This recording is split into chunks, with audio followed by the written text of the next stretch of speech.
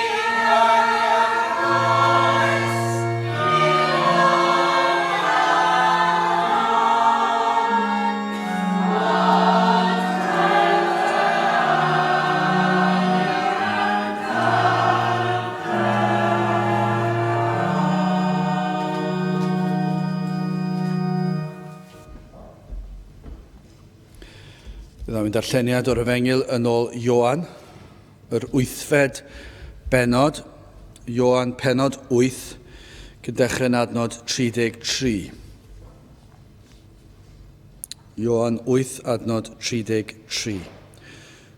Hwythau a tebasant iddo, had Abraham ydym ni, ac ni wasanaethasom ni neb erioed, pa fod yr wyt ti yn dywedyd chwiawneir yn rhyddion. Yr Iesu atebodd iddynt yn wir meddaf i chwi, pwy bynnag sydd yn gwneithio'r pechod, y mae fe yn was i bechod, ac nid yw'r gwas yn aros yn tŷ byth, y mab sydd yn aros byth. Os y mab gan hynny a chryddha chwi, rhyddion fyddwch yn wir. Mi awn mae had Abraham ydy chwi, ond yr ydy chwi yn ceisio fy lladdu, am nad yw fy ngair i yn geni yno chwi. Rwy fi yn llefaru yr hyn a welais gyda'n tad i, a chwythau sydd yn gwneithio'r hyn a welsoch gyda'ch tad chwythau. Chwythau a tebasant ac ydywedasant wrtho, ein tad ni yw Abraham, yr Iesu ydywedad wrthynt, pe plant Abraham fyddech, gweithredoedd Abraham a wnaich. Eithyr yn awr yr ydych chwi yn ceisio fy lladdu, dyn a ddywedodd i chwi, y gwirionedd, yr hwn a glywais i gan Dduw, hyn ni wnaeth Abraham, yr ydych chwi yn gwneithio'r gweithredoedd eich tad chwi, am hynny y dywedasant wrtho, nid trwy y byteindro cynhedlwyd ni, un tad sydd gennym ni sef Duw. Yna dywedodd yr Iesu wrthynt hwy, pe Duw fyddai eich tad chwi am carech i, canis oddi o'r Dduw y deilliais ac y deithau mi, o blegyd nid ohono fy hun y deithau mi, ond fe am hanfonodd i. Paham nad ydych yn deall fy llyferydd i, am na ellwch wrando fy madrodd i. O'ch tad diafol yr ydych chwi, a thrachwantau eich tad a fynwch chwi ei gwneithir. Lleiddiad dyn oedd fe o'r dechreuad, ac ni safodd yn y gwirionedd, o blegyd nid oes gwirionedd ynddo ef. Pan yw yn dywedyd celwydd, o'r eiddo ei hun y mae yn dywedyd, canis y mae yn gelwyddog ac yn dad iddo. Ac am fy mod i yn dywedyd y gwirionedd, nid ydych yn credu i mi. Pwy ohonoch am hargyhoedda i o bechod, ac odwy fi yn dywedyd y gwir, paham nad ydych yn credu i mi. Y mae'r hwn sydd o Dduw yn gwrando geiriau Duw. Am hynny, nid ydych chwi am ei gwrando, am nad ydych o Dduw. Byddai bendith Duw ar ei air, sanctaidd ef. Gadewch ni nawr droi at ein harglwydd mewn gweddi. Diolch yn ei ti unwaith eto o Dduw am y gyfle arall i ddod ger dyfron ac i ddod o flaen o'r seddfainc sydd yn o'r seddfainc o ras ac yma yna groeso hyd yn oed i bechaduriaid fel ni. Gan ein bod yn dod yn heiddiannau a thrwy fywyd a marwolaeth ac atgyfodiad yr arglwydd Iesu Grist a thrwy y golchiad sydd yn ei waed ef i ni yn gallu dod ata ti yn gwybod y fod yn gwrando ac yn ein croesawu ni ac felly o Dduw i ni yn dod yn ei heiddiannau ef yn unig ac yn llwyr ac yn gofyn i ti unwaith eto i drigarhau wrthym ac i bresynoli y dy hun yma yn ein plith i ni yn gofyn yn y dyddiau blin yma yn y dyddiau tywyll a thrist o Dduw i ni yn byw ynddi i ni yn gofyn i ti nerthu ni y pan y mae'r un drwg yn ein temptio i ddigaloni ac i droi'n golygon oddi arna ti pan y mae yn ein sibrwd am heion un meddyliau ac un calonau o Dduw i ni yn gweddio ar i ti i helpu ni ac i'n gryfhau ni ac i rhoi yr awydd hynny yno mi droi ffwrdd oddi wrth yr un drwg ac i throi tuag ata ti o Dduw i ni yn gweddio ar i ti nerthu ni yn y safiad yn y gwirionedd o'r Efengyl i ni yn diolch mae'r gwirionedd sydd yma ger ein bron fod y air di yn llawn o wirioneddau yr Efengyl ac o Dduw i ni yn gweddio ar i ni cael gweld yr ysbryd ar waith yn agor llygaid y deillion iddynt weld y gwirionedd, iddynt weld ei hangen, iddynt weld mae gwir oedd y geiriau a ddywedais di. O Dduw i ni yn gofyn i ti i ddod ac i cymhwyso pob un o'r geiriau yma i galonau pob yr un ohonom. Byddwn ni yn gweld ac yn dod i ddeall gwirioneddau yr hyfeddod yr Efengyl sanctaidd. O Dduw i ni yn cyflwyno'n gwlad i ti, yn cyflwyno'n gwlad ar y dydd arbennig hon. I ni yn gweddio ar i ti ymweld at bobl lle bynnag y maent heddi. I ni yn gofyn i ti fod yn agos at bob yr un.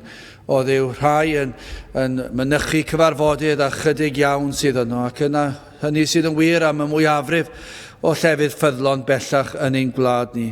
Ac yn gofyn o Dduw ar i ni cael y fraint o cael gweld dyddiau gwell, dyddiau lle bydd pobl yn tyrru i dyfoliannu di ac i geisio dy wyneb di.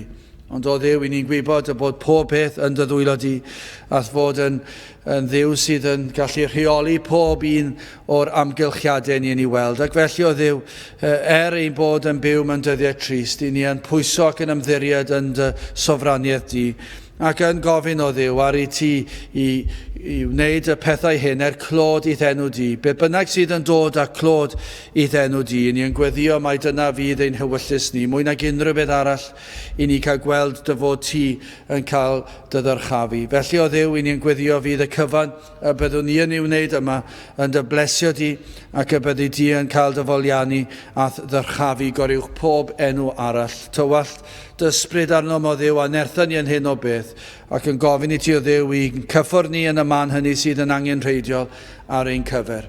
Felly diogela a bendithion hamser, ac ni'n gofyn hyn oll trwy enw ac heiddiant ein hardwydd Iesu Grist. Amen.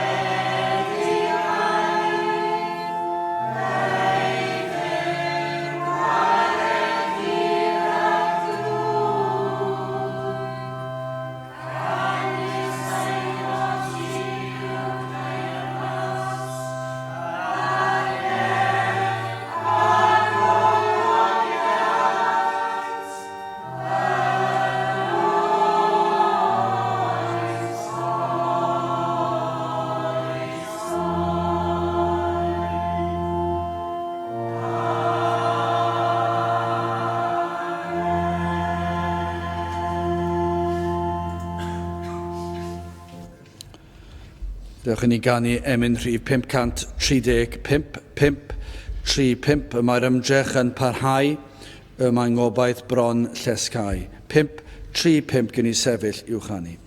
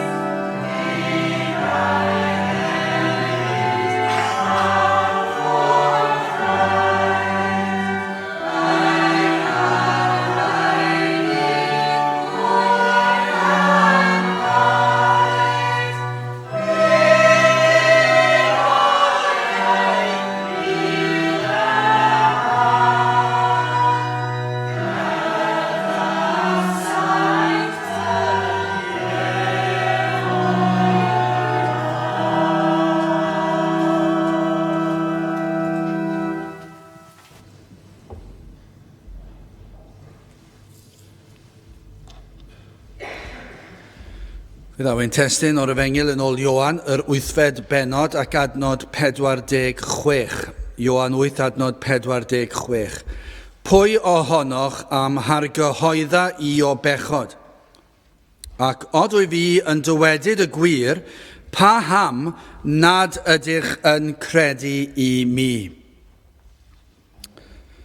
Nawr, mae'n hawdd deall datganiad.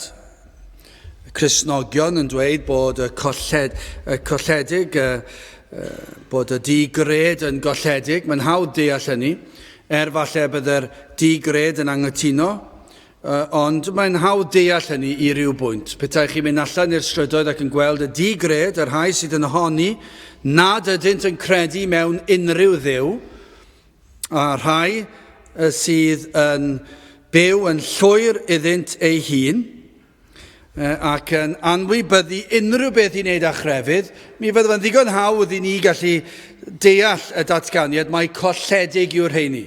Bydden nhw ddim yn cytuno, ond i'r bobl sydd yn honni rhyw fath o grefydd, mi fyddech chi yn fodlon siwr o fod dweud mae colledig ydynt.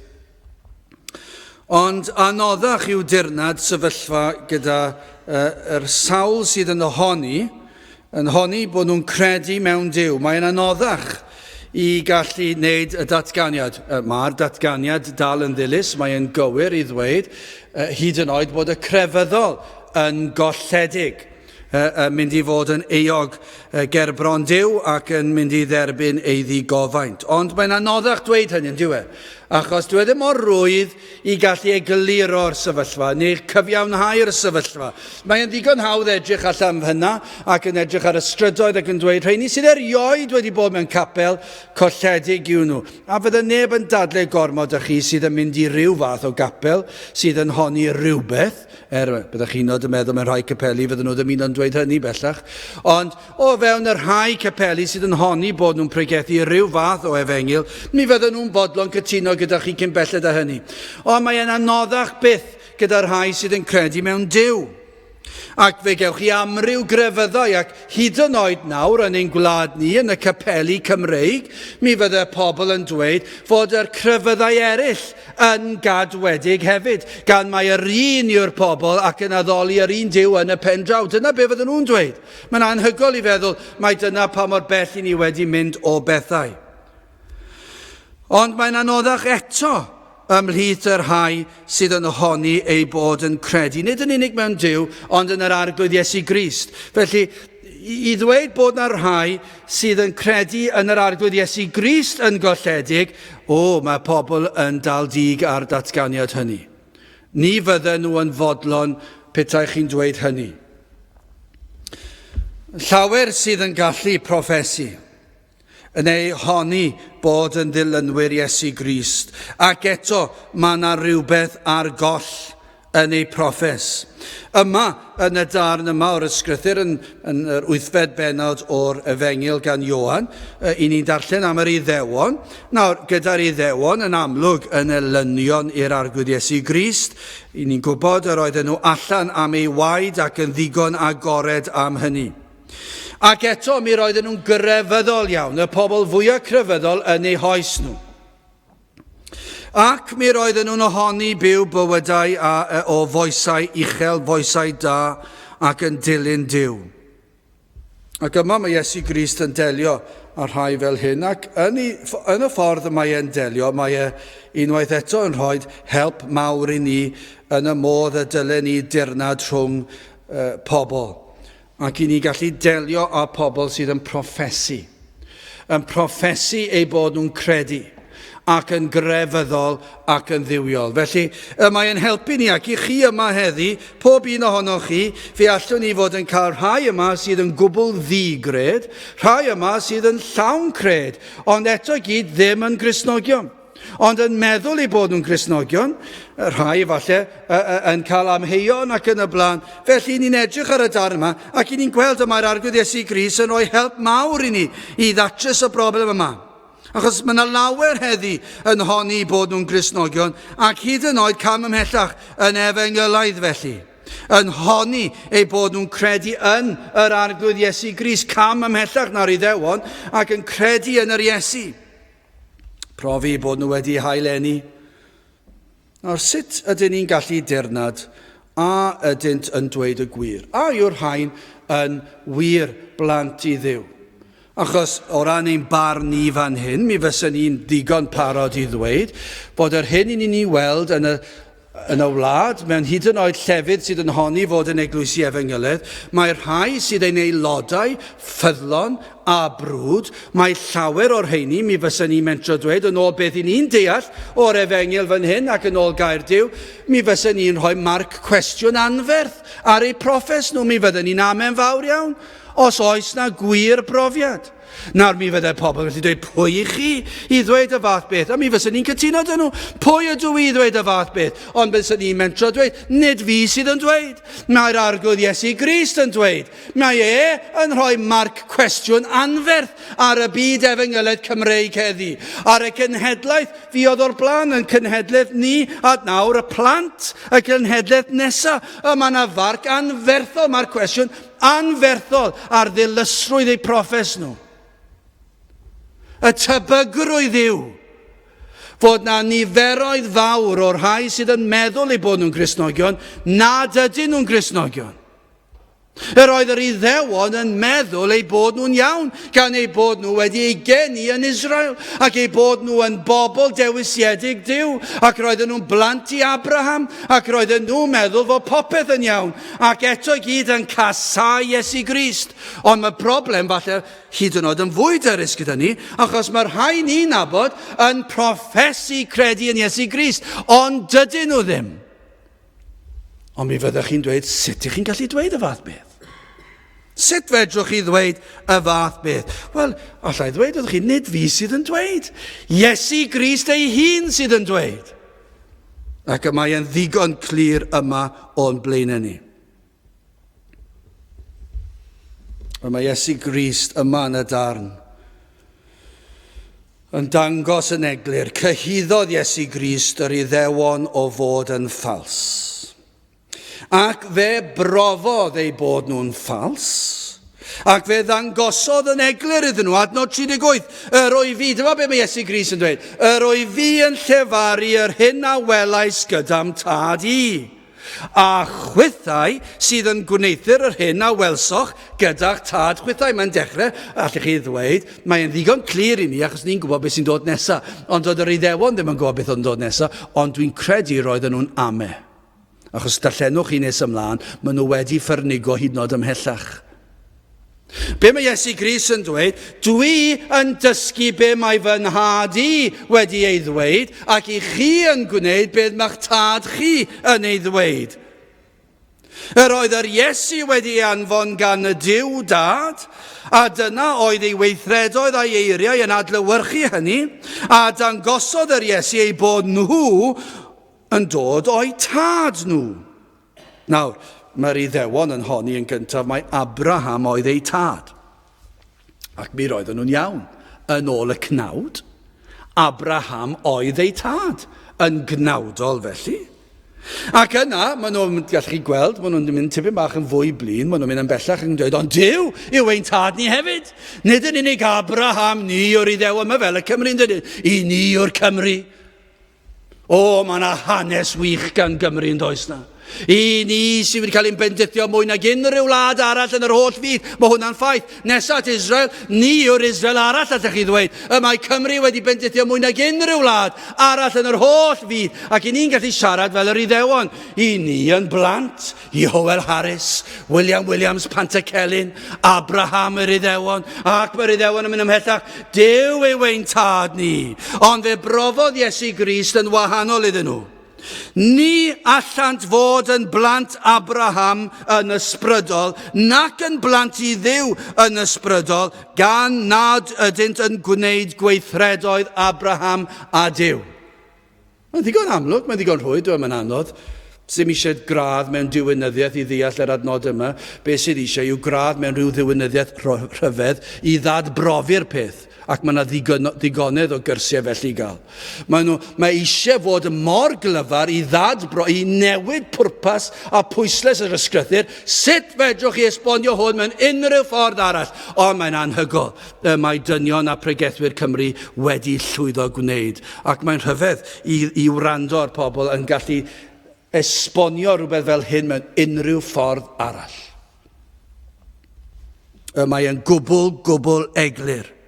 Ni allwch chi yr Iddewon, y Phariseiaid a'r ysgrifenyddion, yr arweinwyr crefyddol, dydyw ddim yn bosibl i chi fod yn blant Abraham nac yn blant Duw, gan nad yw y geiriau a'r gweithredoedd i chi'n ei ddweud yn unol ar hyn i chi'n ei honni. Dyw ddim yn bosib. Achos mae'n dweud, petai chi yn blant Abraham, mi fyddech chi yn fy ngharu i yr arglwydd Iesu Grist. Petai chi yn blant Duw, mi fyddech chi yn fy ngharu i. Adnod 39. Hwythau a atebasant ac a ddywedasant wrtho ein tad ni yw Abraham, yr Iesu a ddywedodd wrthynt, pe plant Abraham fyddech, gweithredoedd Abraham a wnaich. Eithir y nawr yr ydych chwi yn ceisio fy lladd i, dyn a ddywedodd y gwirionedd, yr hwn a glywais i gan Dduw, hyn ni wnaeth Abraham, yr ydych chwi yn gwneithio'r gweithredoedd ei tad chwi. Ac yna chydig o adnodau nes ymlaen, mae'n dweud yn fwy eglur adnod 44, o'ch tad diafol yr ydych chwi. Mae'r Iesu yn dweud wrth yr Iddewon, y Phariseiaid a'r ysgrifenyddion, i chi o Satan ei hun. Y diafol yw eich tad. Achos mi rydych chi yn gwneud gweithredoedd Satan. Mi rydych chi allan am fy ngwaed i. Nawr, mae cyffes yn un peth, proffes y galon, geiriau. Chi'n bod, chi'n gallu dweud unrhyw beth yn dydych chi. Chi'n gallu dweud geiriau, felly unrhyw un dweud geiriau. Ond yr hyn sydd yn profi'r gwirionedd y gyffes, y proffes, yw'r bywyd, y gweithredoedd. Trwy ei ffrwyth, yr adnabyddwch hwy. Trwy'r ffrwyth, yr hyn i chi'n ei honni, mae modd gweld a ydy'r hyn sydd ynddoch chi yn wir. Mae yna lawer, os nad mwyafrif, sydd yn uchel eu cloch am ei cyffes yn yr arglwydd Iesu Grist. Chi'n bod, chi'n edrych ar capeli Efengyloedd Cymreig heddi. Cymraeg ei hiaith neu Saesneg ei hiaith. Ac mae yna rhyw falchder, mae yna hyder, dyna'r gair dwi'n chwilio amdano, mae yna hyder yn ei moliant. Mae nhw'n uchel eu cloch, mae nhw'n llawn hyder. Ac maen nhw'n dod i foli'r Iesu, maen nhw'n dweud. Ac maen nhw'n dod yn ei pob math o wisgoedd, yn ei pob math o foesau, yn ei pob math o agweddau, yn ei holl bydolrwydd. Ac i ddweud y gwir, mae'r rhai sydd yn proffesu molianu'r Iesu yn fwy bydol na'r byd. Dwi wedi bod yng nghwmniaeth y byd ac yn teimlo'n fwy cartrefol gyda'r byd nag ydw i gyda'r rhai sydd yn proffesu bod yn blant yr arglwydd Iesu Grist. Mae'r bydolrwydd yn fwy hyll ac yn fwy balch ac yn fwy hyderus yn yr eglwys Efengyloedd sydd ohoni heddi nag i chi'n gweld yn y byd ei hun. Dwi'n gallu mwynhau cwmniaeth y byd i bwynt, achos dwi'n gweld nhw am yr hyn ydyn nhw, ac maen nhw'n neis ac maen nhw'n garedig, ond i chi'n gweld oes dim yr fath bedolrwydd ydyn nhw, a'r hyn i ni chi'n ei weld yn yr eglwys, ac dyna chi'r tristwch i ni'n ei weld heddi. O, maen nhw'n dweud, dewch i foli'r Iesu. Dewch i ni addoli mab Duw. A maen nhw'n defnyddio'r geiriau yma, ond ydyn nhw ddim yn blant i Dduw. Dim pob un o'n nhw yn o leia, falle bydd ambell un, pwy a wyr y mae Duw yn drigarog, ac falle bod na rai, falle bod na chydig, ond gai fentro dweud, nid y mwyafrif, dwi ddim yn bosib, achos nid ydynt yn neud y gweithredoedd yr arglwydd Iesu Grist. Achos i chi'n ei weld pan y mae'r Efengyl yn cael ei bregethu yn ffyddlon, dydyn nhw ddim yn ei hoffi fe. Drychwch ar ein niferoedd ni, mae'n lleihau wythnos i wythnos yn diwy. Drychwch yn o'i le fyddwn ni mewn 5 mlynedd. Ble mae pobl eisiau bod? Un ai gatre neu cartrefi o flaen y teledu, o flaen y tân? Neu fe fydden nhw'n mynd i ryw gapel lle bydd bydolrwydd yn cael ei chaniatáu ac maen nhw'n ddigon hapus ei byd? Dyna yw safon Cristnogaeth heddi. Dyw e ddim byd tebyg i'r hyn sydd yng ngair Duw. Dyw e ddim byd tebyg i'r hyn sydd yma yn Efengyl Ioan. Mae'r Iesu yn dweud yn blwmp ac yn blaen, ni allwch chi fod yn blant Dduw, achos nid ydych chi yn ddilynwyr ohona i. Chio beth, pan fydd pobl yn dod, yr rhai sydd yn gwneud proffes, ac yn agor yr ysgrythurau, ac yn gweld beth yw ystyr dilyn yr Iesu, beth yw ystyr caru'r arglwydd Iesu Grist, yr hyn I chi'n ei weld yw troi cefn ar y neges honno. Rhywbryd, falle digwyddodd yn syth, falle gymeryd 20 mlynedd, 30, pwy a wyr, ond troi cefn y byddant yn ei wneud. Fe fyddant yn profi nad ydynt o Dduw. Wel, mae'r darn yma, mae yna honiad rhyfeddol gan yr arglwydd Iesu Grist. Mae yna wirionedd diamheuol yma am yr arglwydd Iesu Grist, ac I orffen, hoffwn ni edrych ar y cwestiwn ysgytwol y mae'r Iesu yn ei osod ger ei bron nhw. Wel, yn gyntaf yr honiad rhyfeddol, mae e'n honiad anhygol. Y cwestiwn mawr oedd, pam nad oedd yr Iddewon yn credu yn yr Iesu? Neu, fedrwch chi roi hwn, pam nad yw'r rhai sydd yn proffesu yn ein oes ni credu yn yr Iesu? Pam nad ydyn nhw wir yn credu yn yr Iesu? Dyw dweud y geiriau ddim yn golygu dim os nad yw'r gweithredoedd yna. Ac fe honant yr Iddewon yma ei bod mor dda a chrefyddol ac eto fe wrthwynebant mab Duw yr oedden nhw'n elynion iddo. Ond pam? Beth oedd rheswm ei gwrthodiad o'r Iesu?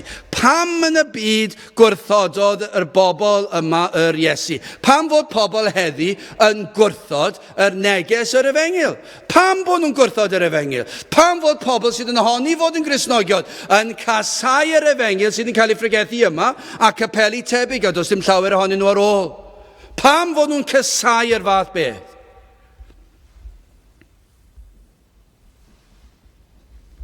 A oedd yr Iesu yn dweud celwydd?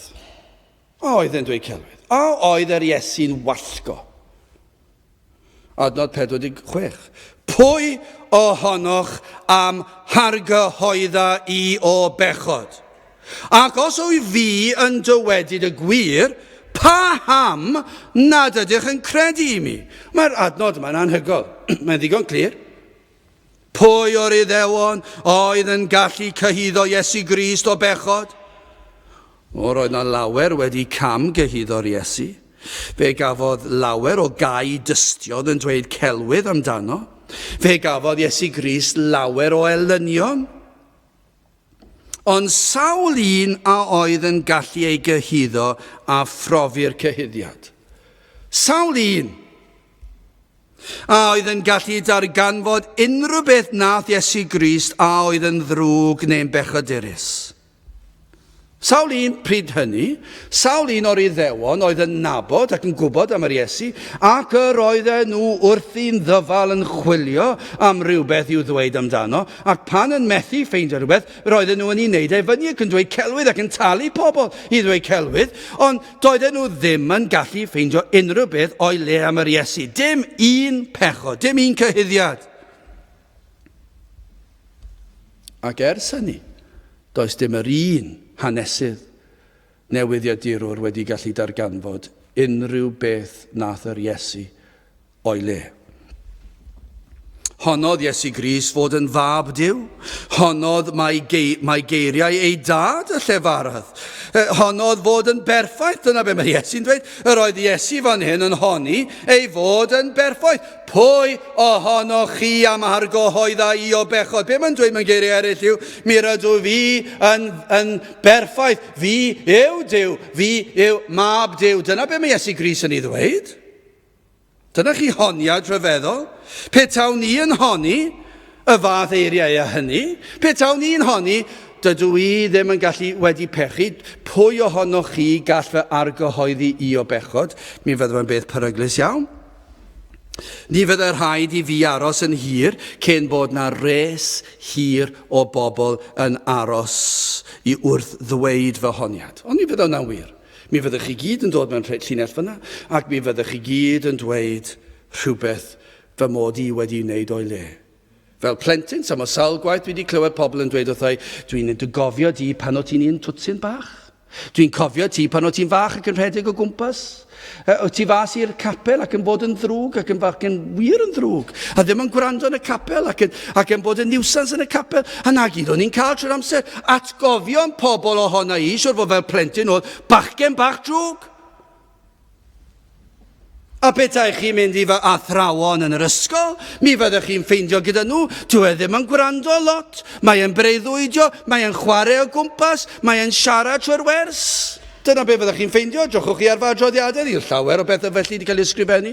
Fedra I ddim honni fy mod i'n ddibechod, mi fydde fy holl athrawon yn dod I brofi'n wahanol. Mi fydde fy holl aelodau teuluol yn dweud yn wahanol. Mi fydde nhw'n gallu dweud, mae'n llawn pechod. Mi fydde fy nghymdogion ni'n gallu dweud yn wahanol. Mi fydde fy nghydweithwyr i'n gallu dweud yn wahanol. Nad ydw I fel athro wedi bod yn berffaith. Dwi wedi gwneud camgymeriadau dir I. Fedra I ddim honni, fy mod I yn ddibechod. Mi fydde pobl yn dod o bob twll a chornel. Bydde pobl yn dod o bob cyfnod o fy mywyd I. O'r eiliad ges I fy ngeni, trwy fy mhlentyndod, trwy fy harddegau, 20, 30, 40, a mi fydde pob un yn gallu dweud, yma na res hir o bechod, yma na ddigon o dystiolaeth.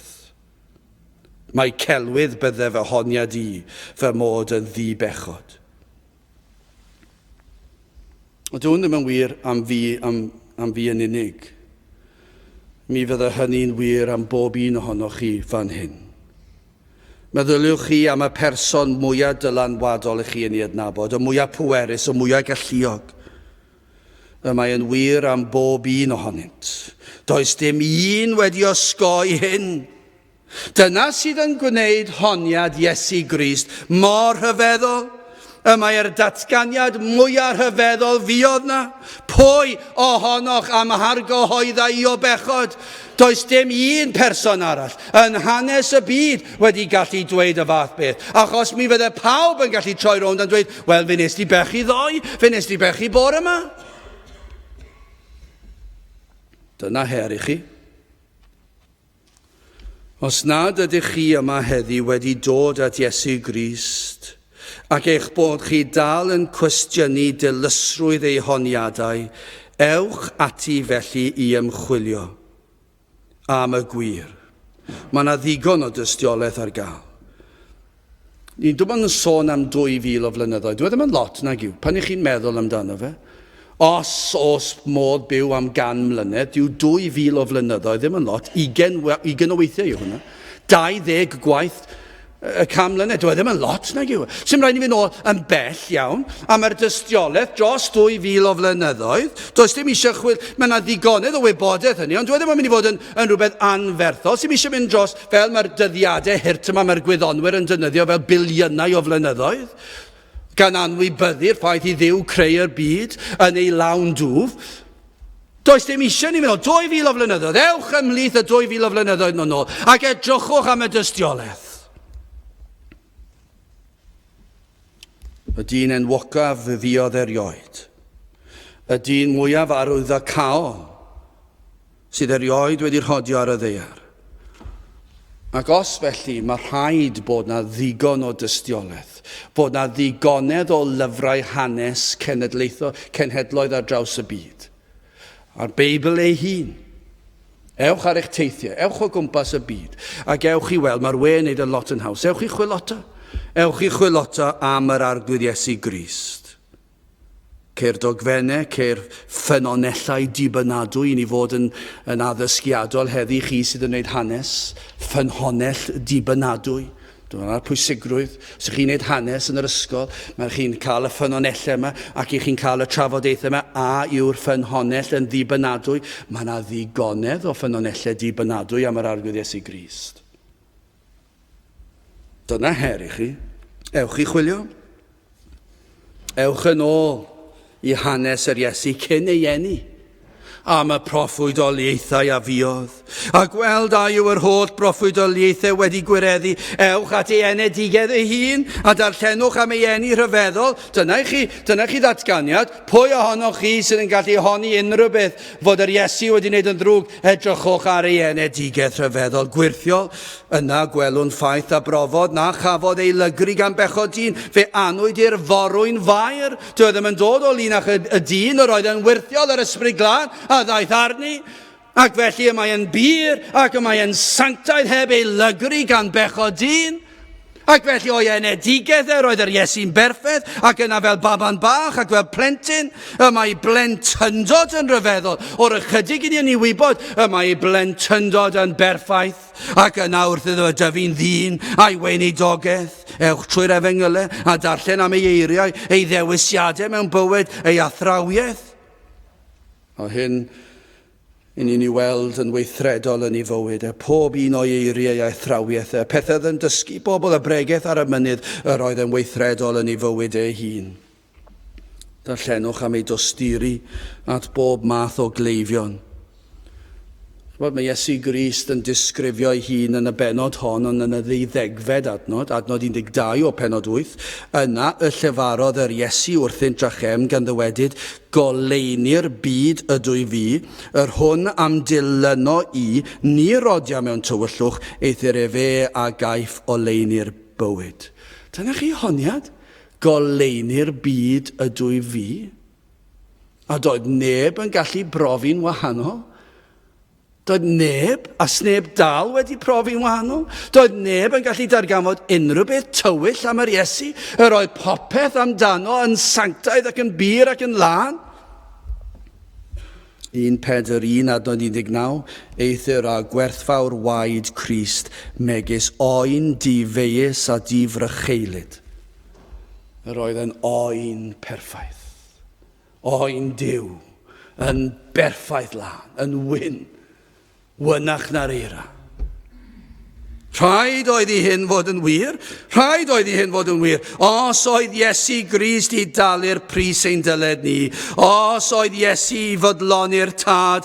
Rhaid oedd iddo fod wedi cadw'r ddeddf yn llwyr yn berffaith yn ein lle ni. Ni allwn byth gyflawni safonau Duw perfeithrwydd, ond fe gyflawnodd Iesu Grist hyn yn llwyr yn ein lle ni.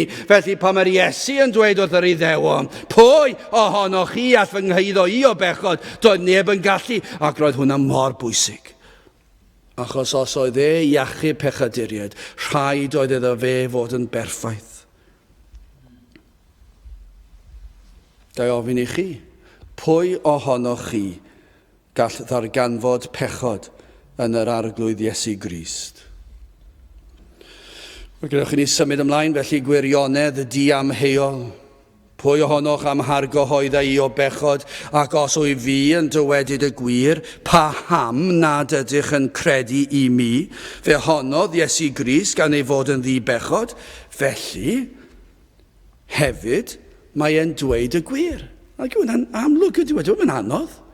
Os yw'r Iesu yn dweud ei fod yn ddibechod, yna rhaid felly ei fod yn dweud y gwir. Achos petai yn dweud celwydd, dwi ddim yn ddibechod. Mae hwnna'n amlwg. Does dim eisiau gradd mewn diwinyddiaeth i ddeall hynny. Y mae e'n ddigon clir. Amhosibl oedd i'r Iesu dweud celwydd. Adnod 45, os ewn ni ati ag yn ôl o'r testyn. Ac am fy mod i yn dywedyd y gwirionedd, nid ydych yn credu i mi. Dwi'n dweud y gwir, ond ydych chi ddim yn fy nghredu fi. Dyna wahaniaeth sydd rhwng yr Iesu a'i tad nhw y diafol. Dyna chi wahaniaeth anferth. Adnod 44 o gymharu ar Iesu sydd yn ddibechod ac yn dweud y gwir. Adnod 44, o'ch tad diafol yr ydych chwi, a thrachwantau eich tad a fynwch chwi ei gwneithir. Lleiddiad dyn oedd e fe o'r dechreuad, ac ni safodd yn y gwirionedd o blegyd nid oes gwirionedd ynddo ef, pan yw yn dywedyd celwydd o'r eiddo hun y mae yn dywedyd, canis y mae yn gelwyddog ac yn dad iddo. Beth mae'n dweud? Y mae Satan, fe yw llofrydd dynolryw, Satan a ddath a phechod i'r byd, ac o ganlyniad gweithredoedd Satan fe ddath casineb a phob drygioni. Ac yma fe elwyr Satan yn dad celwyddau, fe sydd yn twyllo pobl. Dych chi wedi sylweddoli sut mae Satan yn twyllo? Mae'n twyllo rai ohonoch chi yma, yn sicr i chi. Chi'n gwybod pam? Fe yw tad celwyddau. Fe yw'r arbenigwr celwyddau. Os i chi'n dda yn dweud celwydd, yna meddyliwch eto, i chi dwi'n ond wedi dysgu fe gan eich tad, y diafol, ond mae eich tad yn arbenigwr mewn celwydd. Fe dwyllodd Addag Efa yn y lle cyntaf. Ond sylwch fan hyn, fe sydd yn twyllo pobl trwy ddweud bod y da yn ddrwg a'r drwg yn dda. Nag yw na wir? Nag yw yn dweud wrthoch chi bod yr hyn sydd yn dda yn ddrwg. Mae dod i'r capel yn dda, ond mae e'n dweud bod yn ddrwg. Y mae darllen ei air yn dda, ond mae e'n dweud wrthoch chi bod yn ddrwg. Y mae ymwahanu o'r byd a'i bechod yn dda, ond mae e'n dweud bod yn ddrwg. Mae e'n dweud wrthoch chi, mae anheg yw hynny, ond dyna sut i ni'n cael ein disgrifio fel pobl creulon a chas yn amddifadu pobl o bleserau'r byd, ac felly i ni'n cael ein darlunio fel pobl drwg. Ond dyna be mae Satan yn neud, fe yw tad celwyddau. Fe sydd yn dweud mai da yw y ffordd llydan, y mae'r mwyafrif yn rhodio arni, ac mae drwg yw'r ffordd cul. Ond nid yw yn dweud na.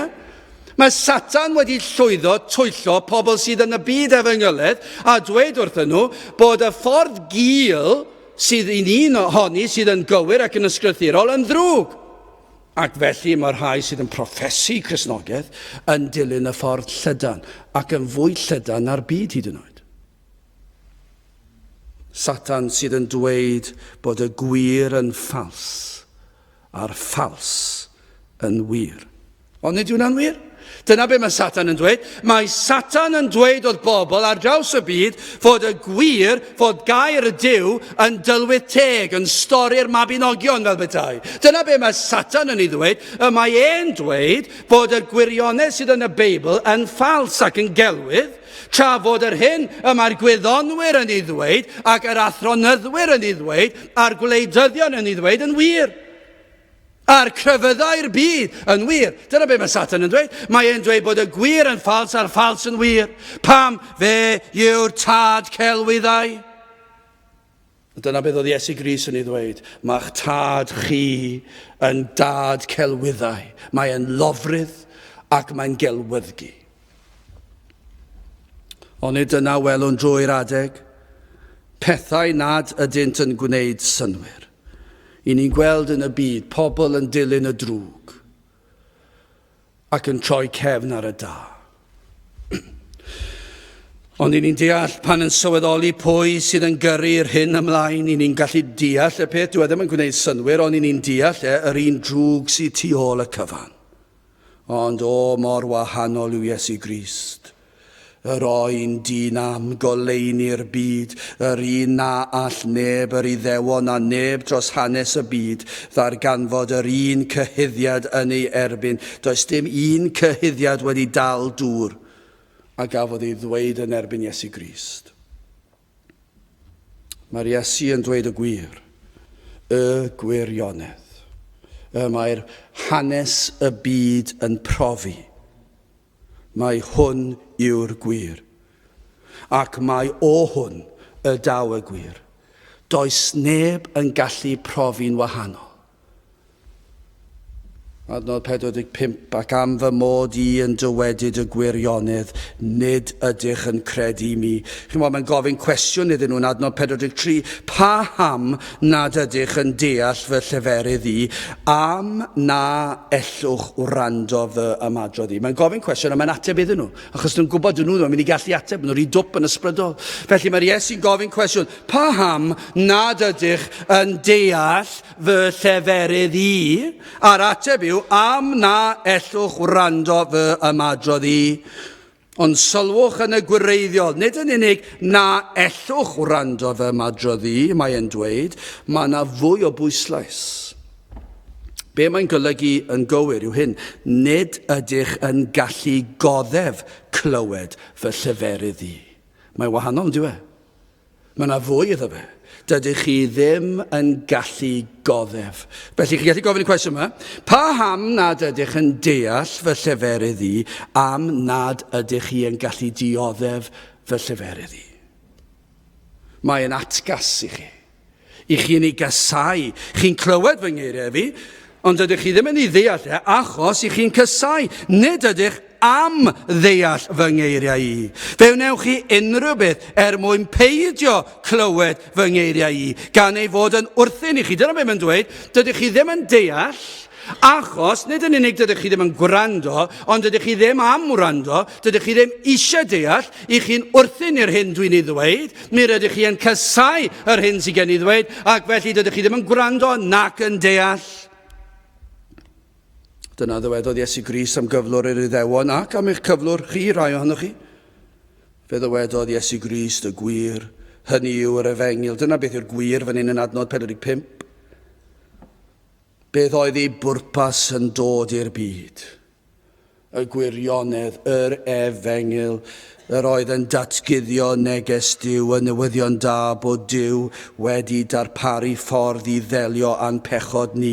Dyna oedd y gwirionedd. Mae'n dweud y gwirionedd dwi yn ei ddysgu yw hyn, fy mod i wedi dod yn gyflawniad y proffwydoliaethau'r Hen Testament. Fi wedi dod y gwirionedd yma, mae ef oedd yr un disgwyliedig y Meseia, y gwir, mae ef yw'r unig ffordd i ni'n gweld yn bellach mlaen yn Ioan 14:6, yr Iesu ddywedodd wrtho ef, mae fi yw'r ffordd a'r gwirionedd a'r bywyd, nid yw neb yn dyfod at y tad, ond trwy fi.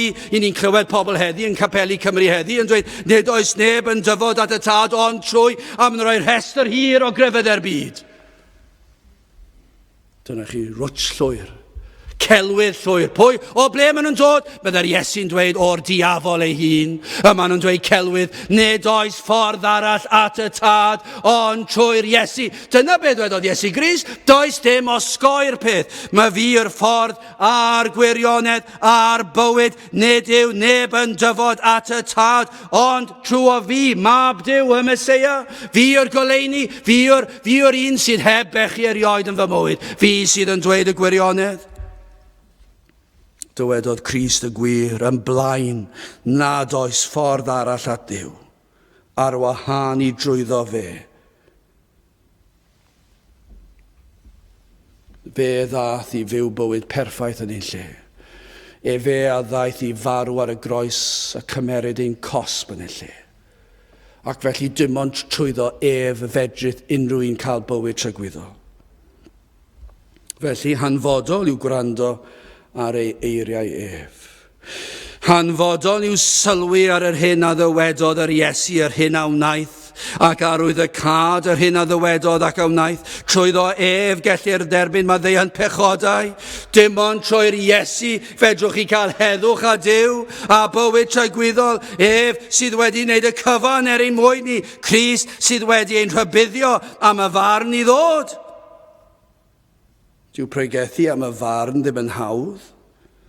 Mae'n fater drychinebus, mae'n fater ofnadw, mae'n frawychus.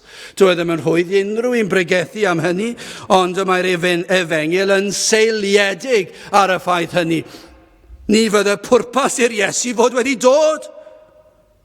Ond ni bai fod na berygl i ni heb gymorth. Dyna pam dath Iesu Grist, gan fod na farn ar bechod. Ond oherwydd ei gariad a drigaredd ddath Iesu Grist i ddarparu ffordd i bechaduriaid cael maddeuant pechodau a bywyd trygwyddol. Wel, i orffen yn sydyn, y cwestiwn ysgytwol yma. Pwy ohonoch am hargo hoedda i o bechod, ac os wyf fi yn dywedyd y gwir? Dyma i chi'r cwestiwn. Os yw'r Iesu yn dweud y gwir, pa ham nad ydych yn credu i mi? Pam bod na rai dal ddim yn credu? Ni'n mynd sôn am rheini tu fas, achos does dim diddordeb dyn nhw. Dyn nhw ddim yn dod i'r capel, dyn nhw wedi clywed yma nhw'n golledig. I ni'n gwybod hynny. Dyn nhw yn eu pechod, ac i ni'n gweddio trwy ras Duw y down nhw fewn i glywed yr efengil. Ac trwy ras fydden nhw'n dod ar draws yr efengil. Ond y cwestiwn ni'n gofyn nawr, ni'n gwybod pam dyn nhw ddim yn credu, dydyn nhw ddim eisiau credu, maen nhw'n gwrthod credu, maen nhw'n hapus yn eu pechod. Ond yma'ch pechod chi yn fwy difrifol, achos i chi yma, i chi wedi clywed, ac dydych chi ddim yn gallu dadbrofi unrhyw beth. I chi'n gwybod mae'r gwirionedd yw. Pam nad ydych chi yn credu? Pam nad oes rhai ohonoch chi yma'n credu? Wedi'r holl athrawiaeth, wedi'r holl brawf, mae gwir yw dwedodd yr Iesu. A'r ateb yw, nid ydych chi am gredu. Dyna'r gwirionedd. Dyna be mae'r Iesu'n dweud. Dydych chi ddim am gredu. Nid ydych chi am adael eich pechod. Bron iawn, allech chi dweud nid bod chi ddim yn gallu credu, bod hwnna'n rhannol yn y peth. Dydych chi ddim eisiau credu, achos dydych chi ddim eisiau gadael eich pechod. Dyna'r dewis. Nid ydych chi am droi cefn ar y byd. Chi'n gwybod be, fe allwn ni esbonio'r dulliau gorau posib. A'r brofi, a profi popeth i chi, fe allan ni wneud hynny. Fe allan ni esbonio popeth yn glir, yn blwmp ac yn blaen, a wneud yn y ffordd symla. Fe allan ni wneud yn ddi-amheuol i chi. Fe allan ni brofi popeth i chi, ac ni'n gallu profi llawer. A mae yna rhai pethau sydd y tu hwnt, ond fe allan ni betaw'r dawn gen ni, fe allan ni wneud hynny. Ond chi'n gwybod be, fyddai'n wneud dim gwahaniaeth na fydde. Fyddai'n wneud dim gwahaniaeth. Fe allan ni ddangos i chi yn gwbl eglur pa mor ffôl yw damcaniaethau dyn am esblygiad a dechreuad y byd. Fe allan ni wneud hynny. Fe allan ni wahodd rhywun i'r pwlpit sydd yn wyddonydd ac yn Gristion ac sydd wedi dadbrofi, wedi tynnu'n ddarnau damcaniaethau ffôl y byd yma. Ond chi'n gwybod beth? Gallen ni cael yr gwyddonydd gorau posib a byddai fe ddim wneud dim gwahaniaeth o gwbl. Byddai chi'n gwrthod credu. Mi fyddwch chi dal yn gwrthod credu. Mae'r rheswm am hynny yn ôl yr Iesu yw, nid ydych am gredu. Mae credu yn yr Iesu yn wrthyn i chi.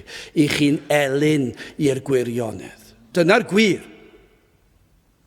Dydych chi ddim yn elyn i grefydd, yn enwedig chi sydd yma heddi, achos chi yma. Dydych chi ddim yn elyn i grefydd o reidrwydd, ond i chi'n elyn i'r Iesu a'r efengil.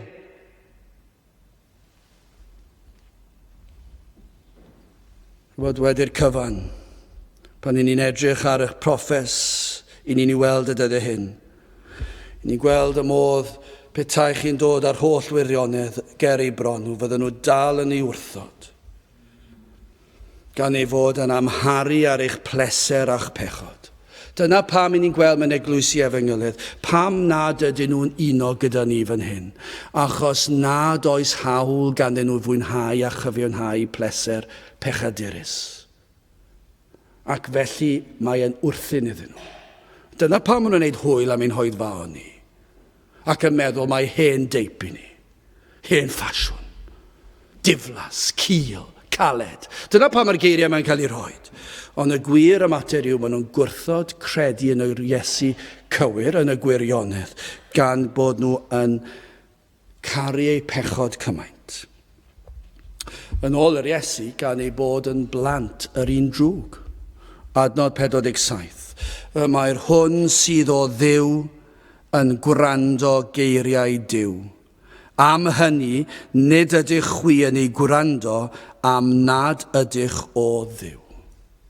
Dydych chi ddim yn gwrando, dydych chi ddim am wrando, i chi'n gwrthod gwrando, i chi'n gwrthod credu gan nad ydych chi o Dduw.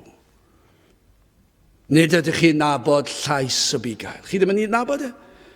Mae Ioan yn dweud eto yn pennod 10 a 27, mae fy nefaid i yn gwrando fe llais i, a mi ai hadwain hwynt a hwy am canlynant i. Chi'n gwybod beth? Os ych chi'n blentyn i'r arglwydd Iesu Grist, fe glywsoch i'r efengil. Ac yn y diwedd fe adnabyddwch chi ei lais e, ac fe wnaethoch chi gredu yno fe a'i ddilyn e. Ond be mae'r Iesu'n dweud am y pobl crefyddol yma yw, doedden nhw ddim yn adnabod llais yr Iesu. Roedden nhw'n casau llais yr Iesu ac am ei ladd e. Gai ofyn a oes na rhywun yma heddi sydd yn dechrau clywed llais y bugail. Dyna'r gobeith yma. Dyna'r gobeith efallai wedi gwrthod am amser, ond o'r diwedd y mae llais y bugail yn atseinio yn eich pen. Ac ych chi'n clywed llais y bugail yn dweud, mae fi yw.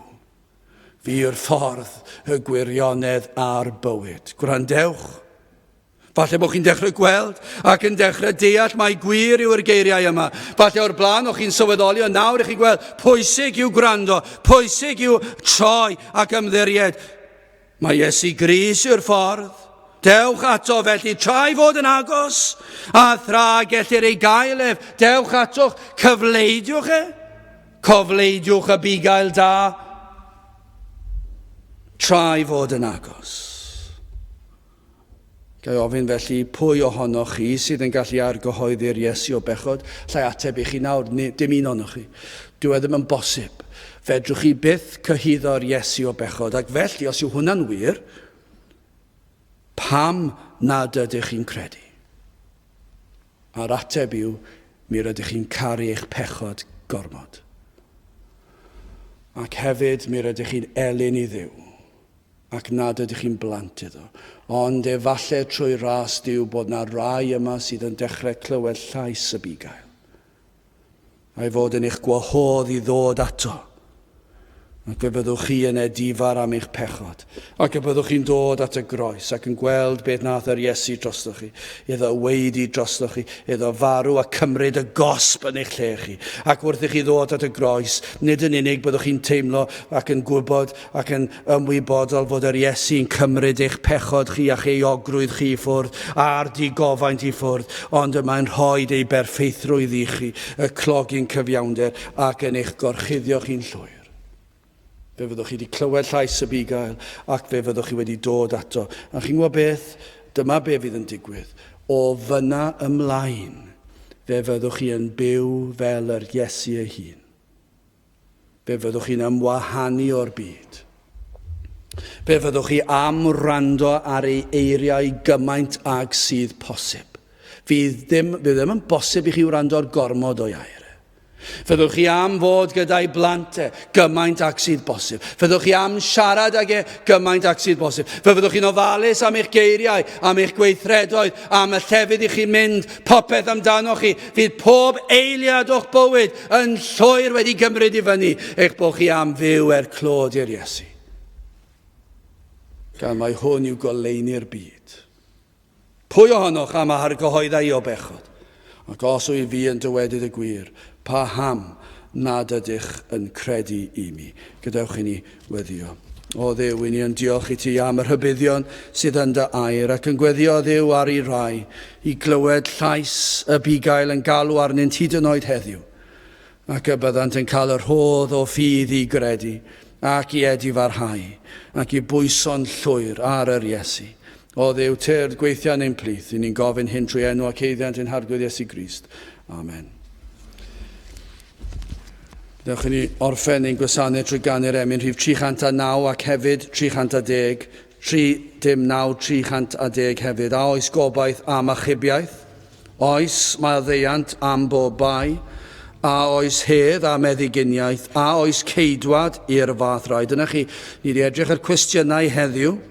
Wel, mae nifer y gwestiynau fan hyn ac yna mae yna ateb. Oes medd Duw o'r nef yn eglur, mydd ar perais aberth llawn, mae hedd a gras a chysur gen i'n rhoddion parod iawn. 309 ac hefyd 310 gewn ni sefyll i'w chanu.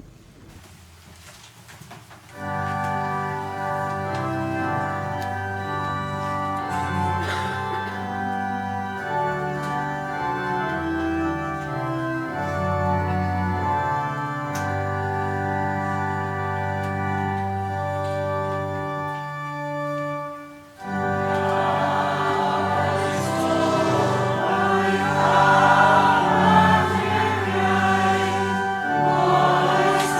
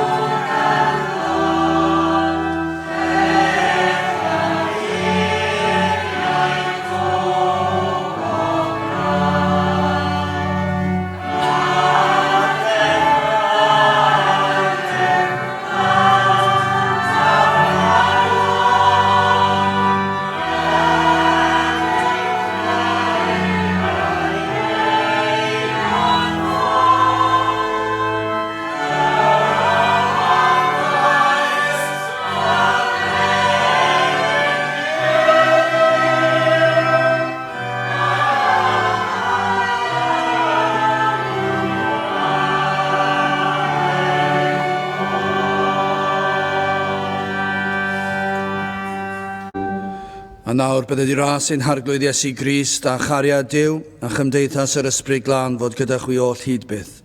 Amen.